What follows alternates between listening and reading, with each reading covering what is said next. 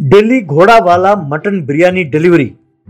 दिल्ली शहर के एक प्रांत में करण सिंह नाम का एक गरीब युवक रहता था।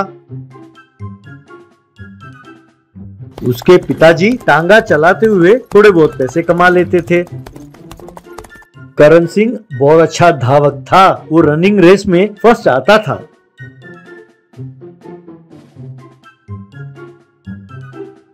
उसने पढ़ाई तो पूरी कर ली, लेकिन बहुत कोशिश करने पे भी उसे कहीं नौकरी नहीं मिली। उसने खेल कूद में जो मेडल्स जीते वो कहीं उसे नौकरी दिलाने में काम नहीं आए। उसे इंटरव्यू करने वाला व्यक्ति, देखो भाई करण, ठीक है तुम स्पोर्ट्समैन हो, लेकिन इस नौकरी के लिए तुम्हारा क्वालिफिकेशन काफी नहीं है। तुम एक काम करो, गवर्नमेंट कोटा है ना स्पोर्ट्समैन के लिए, तुम उस कोटे में नौकरी के लिए अप्लाई करो। All the best. ऐसा कहा तो ये सुनकर करण बहुत दुखी हुआ।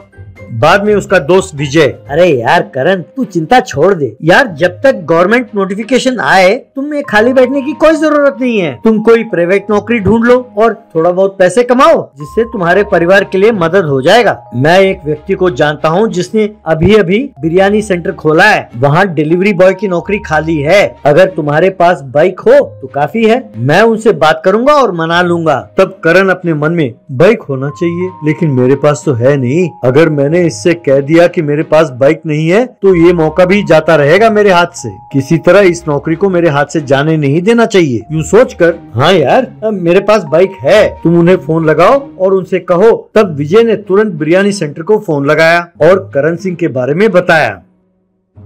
बाद में बिरयानी सेंटर का मालिक करण सिंह से, देखो बेटा करण सिंह, यहाँ पर समय की पाबंदी बहुत जरूरी है। निर्धारित समय पर अगर तुमने बिरयानी डिलीवरी नहीं की तो तुम्हें नौकरी से निकाल देना होगा। वैसे तुम्हारे पास बाइक है ना? तब करण, हाँ सर है ना, है सर। यूँ झूठ बोला। यूँ बिरयानी सेंटर से बिरयानी लेता और उसे डिलीवर करने के लिए बाहर आते ही दौड़ने लगता।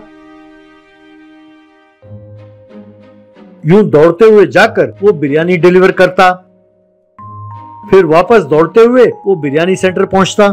यूं धूप में बारिश में वो बेचारा दौड़ता रहता था और बिरयानी डिलीवर करता रहता था। बेचारे के पैर जब दर्द करते तो वहीं कहीं बैठ जाता और अपने पैरों की मालिश करते हुए आराम लेता। एक दिन बिरयानी सेंटर का मालिक कहीं किसी काम से अपने कार में जा रहा था कि तभी उसने करण सिंह को दौड़ते हुए देखा। तब वो समझ गया कि करण के पास बाइक नहीं है। बाद में बिरयानी सेंटर में मालिक करण से, क्यों भाई करण, तुमने मुझसे झूठ बोला कि तुम्हारे पास बाइक है। अब बिरयानी सेंटर का डिलीवरी बॉय यूँ दौड़ता हुआ जाकर डिलीवरी करे तो बिरयानी सेंटर की क्या इज्जत रहेगी। इसलिए अगर तुम्हारे पास बाइक हो तभी यहाँ आना नौकरी के लिए, वरना मत आना। यूँ कहा। तब बेचारा करण सिंह निराश हो गया और वहाँ से चला गया। तब बिरयानी सेंटर के मालिक ने करण के दोस्त विजय को फोन किया और उसके बारे में बताया। तब विजय करण के घर पहुंचा।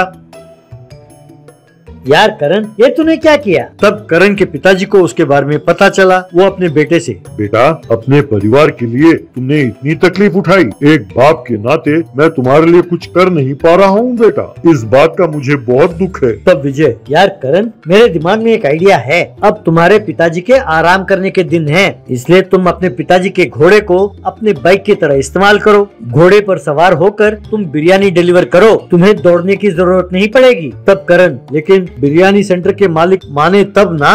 तब विजय, वो तुम मुझ पर छोड़ दो।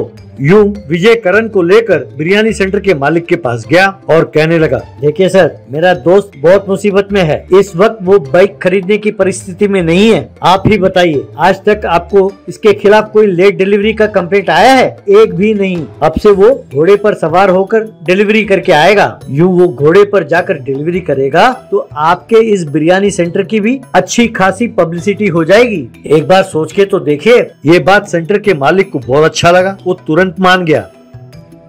बस इस तरह हर रोज करण घोड़े पर सवार होकर बिरयानी डिलीवर करने लगा। वो यूं घोड़े पर सवार होकर जाता था तो लोग हैरान होकर उसे देखते थे और उसके बारे में चर्चा करते थे। बच्चे ये देखने के लिए कि घोड़ा उनके घर कैसे आता है, वो अपने माँ बाप से बिरयानी ऑर्डर करने की जिद करने लगे। जब घोड़ा डिलीवरी करने आता तो बच्चे घोड़े को पुचकारते हुए बहुत खुश होने लगे। करण बच्चों को घोड़े पर बिठाकर उनका सैर कराने लगा तो बच्चे और भी ज्यादा खुश हुए। इस तरह घोड़े पर सवार होकर बिरयानी डिलीवरी करते हुए करण खुश रहने लगा।